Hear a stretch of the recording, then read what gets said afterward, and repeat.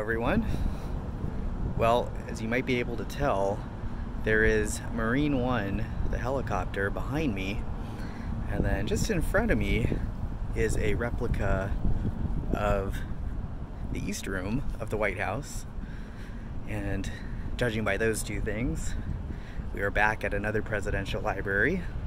I've done a video here before at the Richard Nixon Presidential Library and Museum. But when I was in Disneyland last, I saw a shuttle go by that said this museum had an Apollo 11 exhibit. And I was like, ooh, space stuff. The ad worked. It got me over here to the museum in Yorba Linda, California. So I'm going to check out that exhibit and specifically show that because I have already made a video of this museum itself. So hopefully they do allow cameras in there. We'll see. But come along with me. We'll see some Apollo 11. They rolled out the red carpet just for me. So here we are at the entrance of the museum, and there's the Apollo 11 exhibit sign. And here's an Oval Office replica.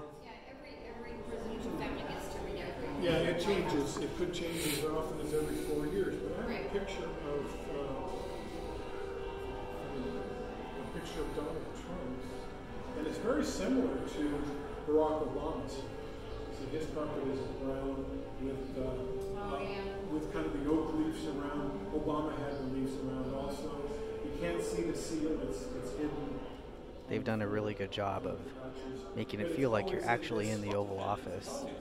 And it actually feels a little smaller. It's the actual size, but it feels a little smaller than you would expect from all the movies and TV shows where you see it.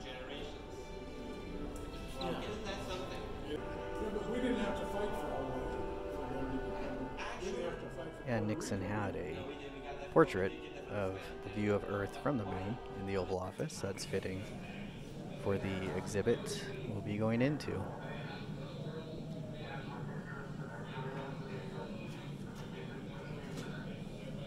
Then here's a spacesuit they were using during the testing phase before Apollo 11. And they even had the actual route that the mission took and all the different various steps and when the astronauts were awake and asleep. Pretty interesting. Actually, it was shorter than one would think. Oh, there's my head blocking some of this. And then they even had a living room replica of what it would have looked like in the 60s for people watching the blast off and the journey for Apollo 11 headed to the moon.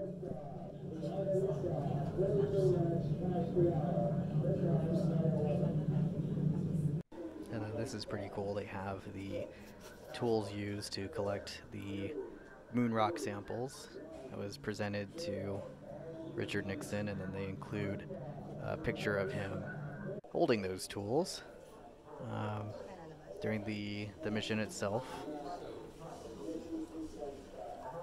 There he is. Nothing too special, but used to actually collect samples from the moon, so that's pretty cool. And then they have it on display right next to that. Again, pretty low-tech looking. And then this was what I thought was the coolest part, was the actual moon rock samples that they had collected and on display. And it's funny, it just does look like a rock, but very cool knowing it came from the moon. And this was pretty cool. It says the lunar material contained no water and provided evidence that there had never been any living organisms on the moon. NASA's tests of the samples and their chemical compositions also support the theory that the moon was once part of Earth, formed from debris after a planetary body approximately the size of Mars struck a glancing blow to Earth. Did not know that. And then they had another lunar sample here.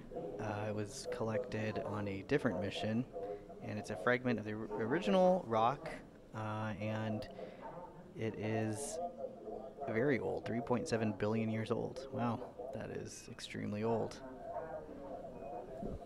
Pretty amazing that that has been around for a very long time. It looks pretty different than the other sample that was collected. And said the Apollo 11 astronauts collected nearly 50 pounds of material, including 50 rocks, samples of fine-grained lunar soil, and 2 core tubes of material from below the moon's surface. The collection continues to help scientists gain a better understanding of the Earth, Moon, and our inner solar system. So there's a depiction of what that would look like getting the samples. This was pretty interesting. They had the speech that was prepared in the event of a disaster during the Apollo 11 mission, including a condolence from President Nixon. So that was actually ready to go before the mission, and the copy of that script was included here for the television address, which luckily never actually had to be used. And to end on a more positive note, here is a model of the lunar module given to Richard Nixon. It's a pretty cool detailed model of the module that did land on the moon during the Apollo 11 mission. There's a picture of it that they've included as well from the actual mission itself. That's very similar to the painting in the Oval Office. And then there was also another larger semi-life-size, kind of still pretty small, but semi-life-size sample of what the module would have looked like once it landed on the moon with the astronauts ready to show everyone what they were seeing on that mission. And then, of course, they had the Eagle has landed moment on TV as part of this display as well. And it's pretty cool. So what it would have looked like on the lunar surface, so giving the visitor somewhat of a glance at what that would have looked like. Okay, so that was the end of the exhibit.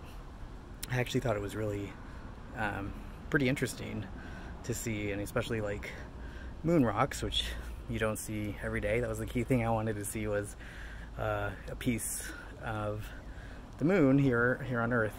So that part was pretty cool. And there were a lot of facts I didn't actually know or was familiar with as part of going through that exhibit. So all in all, very interesting. But anyway, hopefully you enjoyed this video. And you know, like I said, I have toured the museum in a previous video, so if you're curious about the Richard Nixon Presidential Library, you can check out that video on my channel. But otherwise, thanks for watching, and I will talk to you guys next time.